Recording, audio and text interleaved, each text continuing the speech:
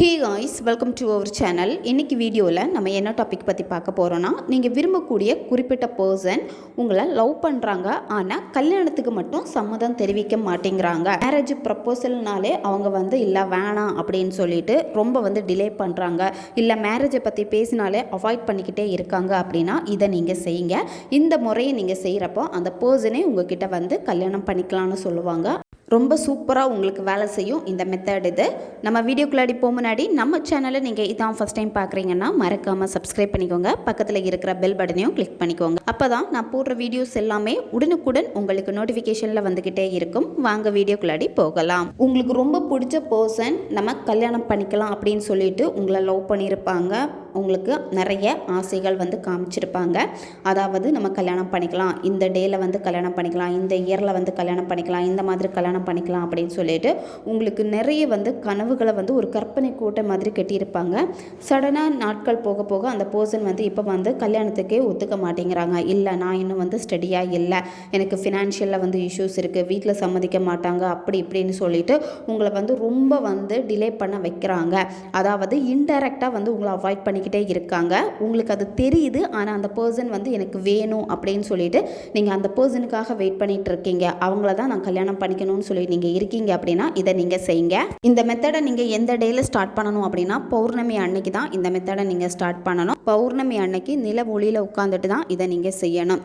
உங்களால் பௌர்ணமி அன்னைக்கு இந்த மெத்தடை செய்ய முடியலைன்னா நீங்கள் என்ன பண்ணணும் அப்படின்னா வளர்பிறை நாட்களில் இந்த மெத்தடை நீங்கள் செய்யலாம். இந்த மெத்தடை தொடர்ந்து நீங்கள் 48 நாட்கள் இதை நீங்கள் ஃபாலோ பண்ணணும். இடையில கேப் எதுவுமே விடக்கூடாது. ஒரு நாள் மிஸ் ஆனால் ஓகே, 2-3 நாள் தொடர்ந்து நீங்கள் மெத்தடை செய்யாமல் விட்டுட்டீங்க அப்படின்னா திரும்ப ஃபஸ்ட்டில் இருந்து தான் நீங்கள் ஸ்டார்ட் பண்ணணும்.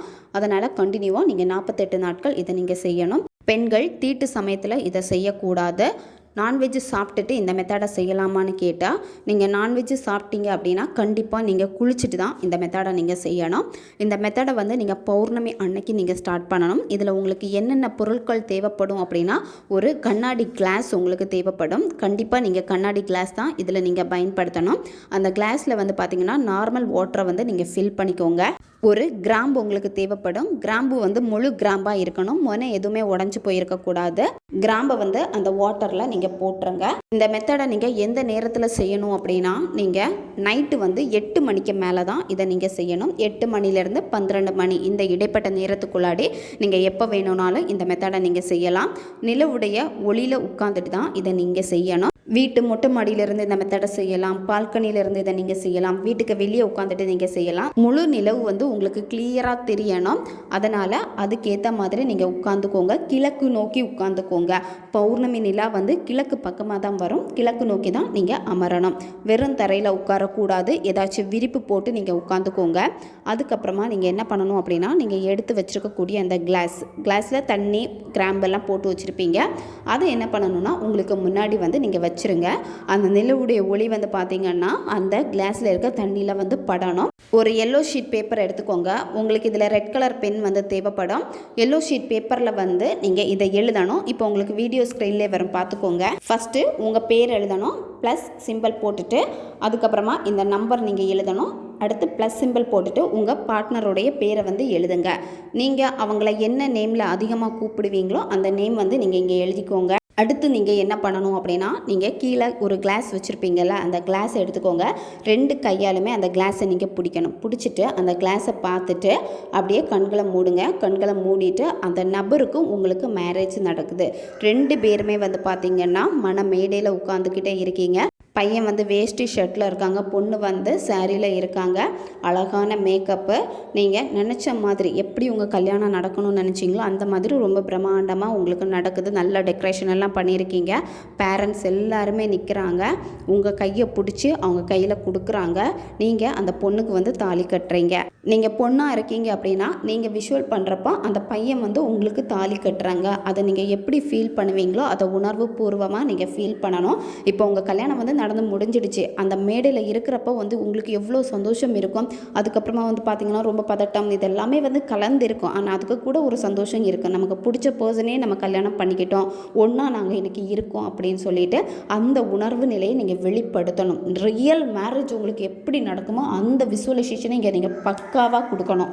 இதை நீங்கள் விஷுவல் பண்ணிக்கிட்டே ரொம்ப சந்தோஷமாக நீங்கள் கண்களை ஓப்பன் பண்ணிவிட்டு அந்த தண்ணியை மறுபடியும் கீழே வச்சுருங்க. இந்த பேப்பரை வந்து 3 அல்லது 4 மடித்து அந்த தண்ணி வச்சுருப்பீங்கல்ல கிளாஸ், அதுக்கு அடியில் நீங்கள் வச்சுருங்க.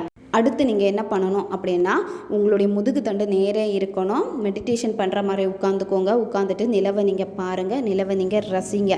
நிலவுக்கிட்ட நீங்கள் ஸ்டோரி சொல்லுங்கள். நான் ஆசைப்பட்ட மாதிரி என்னுடைய பார்ட்னர் கூட நான் சேர்ந்துட்டேன், எங்களுக்கு கல்யாணம் நடந்துடுச்சு, ரொம்ப சந்தோஷமாக நாங்கள் வாழ்ந்துட்டுருக்கோம் அப்படின்னு சொல்லிட்டு அந்த மனசில் இருக்கக்கூடிய அந்த சந்தோஷத்தை நிலவுக்கிட்ட நீங்கள் வெளிப்படுத்தணும். வெளிப்படுத்த என்னாகும் அப்படின்னா, உங்களுடைய வைப்ரேஷன் எல்லாமே உங்கள் பர்சன்கிட்ட போக ஆரம்பிக்கும். நிலவுலேருந்து வரக்கூடிய எனர்ஜி உங்களுக்கு கிடைக்கும். அது மட்டும் இல்லாமல் நீங்கள் நினச்ச விஷயங்கள் எல்லாமே அந்த தண்ணியும் வந்து அப்சர்வ் பண்ணி எடுத்திருக்கோம். அதனால் நீங்கள் சந்தோஷமான உணர்வு நிலையோட நீங்கள் நிலாக்கிட்ட உங்களுடைய ஸ்டோரியை நீங்கள் ரசித்து நீங்கள் சொல்லுங்கள். சொல்லிவிட்டு அதுக்கப்புறம் நீங்கள் என்ன பண்ணணும் அப்படின்னா, ஒரு நோட் எடுத்துக்கோங்க. இதுக்காகவே புதுசாக ஒரு நோட்டு வாங்கிக்கோங்க. ஆல்ரெடி நீங்கள் லா ஆஃப் அட்ராக்ஷனுக்கு வந்து நோட்டு தனியாக யூஸ் பண்ணிட்டு இருக்கீங்க அப்படின்னா அதே நோட்டு நீங்கள் இங்கே பயன்படுத்தலாம். நீங்கள் இப்போ அந்த பேப்பரில் என்ன எழுதியிருக்கீங்களோ அதை தான் நீங்கள் இங்கே எழுத போகிறீங்க. நோட்டில் நீங்கள் எழுதுகிறப்போ 55 வாட்டி நீங்கள் எழுதணும். ஆல்ரெடி 1லேருந்து 55 வாட்டி நம்பர் போட்டுக்கோங்க. அதாவது இந்த மெத்தடு செய்ய போகிறதுக்கு முன்னாடியே நீங்கள் நம்பர் போட்டு வச்சுருக்கணும். எழுதுகிறப்ப வந்து பார்த்தீங்கன்னா இந்த வேர்ட்ஸை மட்டும் தான் நீங்கள் எழுதணும். இப்போ மடித்து வச்ச பேப்பரில் என்ன எழுதியிருக்கீங்களோ அதே தான் நீங்கள் எழுதணும். உங்களுடைய பேர் ப்ளஸ் போட்டு அந்த நம்பர் எழுதணும். அதுக்கப்புறமா ப்ளஸ் போட்டுட்டு உங்கள் பார்ட்னருடைய பேரை வந்து நீங்கள் எழுதிக்கோங்க. 55 வாட்டி நீங்கள் எழுதி முடித்ததுக்கப்புறமா என்ன பண்ணணும் அப்படின்னா, அந்த நிலவை பார்த்து மனசார நீங்கள் நன்றி தெரிவிங்க. இன்றைக்கி இது அனைத்தும் எனக்கு சாதகமாக அமைஞ்சதற்கு நீங்கள் வந்து எனக்கு உதவி பண்ணியிருக்கீங்க, ரொம்ப நன்றி அப்படின்னு சொல்லிட்டு நீங்கள் மனசார நன்றியை தெரிவிக்கணும். அடுத்து என்ன பண்ணணும் அப்படின்னா, அந்த தண்ணியை வந்து நீங்கள் குடிச்சிடணும். கிராம்பை வந்து தூக்கி போட்டுருங்க. அந்த தண்ணியை மட்டும் நீங்கள் குடிக்கணும். இந்த நோட்டை வந்து நீங்கள் தூங்குறப்போ உங்கள் தலகாணிக்கு அடியில் வச்சுட்டு நீங்கள் தூங்குங்க. ஒவ்வொரு நாளுமே இந்த மெத்தடை நீங்கள் செய்யணும். பௌர்ணமி அன்னைக்கு தான் நீங்கள் தொடங்கணும். இப்போ ஃபஸ்ட்டு டே மட்டும்தான் நில ஒளியில் உட்காந்துட்டு நீங்கள் இதை செய்வீங்க. அடுத்த நாள் வந்து நீங்கள் உங்கள் ரூமில் உட்காந்துட்டு நீங்கள் இதை வந்து செய்யலாம். சுத்தமான ஒரு இடத்துல உட்காந்துட்டு நீங்கள் இதை செய்யுங்க. ஃபஸ்ட்டு டே எப்படி பண்ணீங்களோ அதே மாதிரி நீங்கள் இதை செய்யுங்க. மனசார இந்த பிரபஞ்சத்திற்கு நன்றியை தெரிவிங்க. ஒவ்வொரு நாளுமே நீங்கள் 55 வாட்டி நீங்கள் எழுதணும். நீங்கள் இந்த மெத்தடை செய்கிறப்போ எக்காரணத்தை கொண்டும் உங்கள் பார்ட்னர்கிட்ட போயிட்டு நீங்கள் சேஸ் பண்ணிக்கிட்டே இருக்கக்கூடாது. அதாவது நம்ம எப்போ மேரேஜ் பண்ணலாம், உனக்கு ஏதாவது தாட் இருக்கா, இப்போ கல்யாணம் பண்ணுற மாதிரி ஐடியா இருக்கா, சொல்லு, அப்படி ஏதாவது தாட் வந்திருக்கான்னு சொல்லிட்டு அவங்கள போட்டு நச்சரிக்க கூடாது. நீங்கள் உங்கள் பர்சன்கிட்ட இதை பற்றி திறக்கவே கூடாது. அமைதியாக நீங்கள் மேனிஃபெஸ்டேஷன் மட்டும் பண்ணுங்கள். அவங்களே அவங்க வாயாலேயே சொல்லுவாங்க. 48 நாள் முடிச்சதுக்கப்புறமா இந்த நோட்டை உங்கள் கூடவே நீங்கள் வச்சுக்கோங்க. ஒவ்வொரு நாளும் நீங்கள் இதை செய்கிறப்போ தூங்குறப்ப தலகாணிக்கடியில் தான் இந்த நோட்டை வச்சுட்டு நீங்கள் தூங்கணும். 48 நாட்களுக்குள்ளாடி இது உங்களுக்கு ரிசல்ட்டை கொடுக்கும். ரொம்பவும் சிம்பிளான ஒரு மெத்தட் தான் இது. ஆனால் இது உங்களுக்கு நல்ல ரிசல்ட்டை கொடுக்கும். தேவைப்படுறவங்க பயன்படுத்தி பாருங்கள். ஓகே காய்ஸ், நம்ம சேனல் உங்களுக்கு பிடிச்சிருக்குன்னா மறக்காமல் சப்ஸ்கிரைப் பண்ணிக்கோங்க. வீடியோவை தேவைப்படுற உங்கள் ஃப்ரெண்ட்ஸுக்கும் மறக்காமல் ஷேர் பண்ணுங்கள். அவங்களுக்கும் இது உபயோகமாக இருக்கும். இன்னும் நிறைய வீடியோஸ் நம்ம சேனலில் அப்லோட் ஆகிட்டே இருக்கும். பக்கத்தில் இருக்க பெல் பட்டனையும் மறக்காமல் ப்ரெஸ் பண்ணி வச்சுக்கோங்க. அப்போ தான் நான் போடுற வீடியோஸ் எல்லாமே உடனுக்குடன் உங்களுக்கு நோட்டிஃபிகேஷனில் வந்துக்கிட்டே இருக்கும். அடுத்த வீடியோவில் சந்திக்கலாம். நன்றி.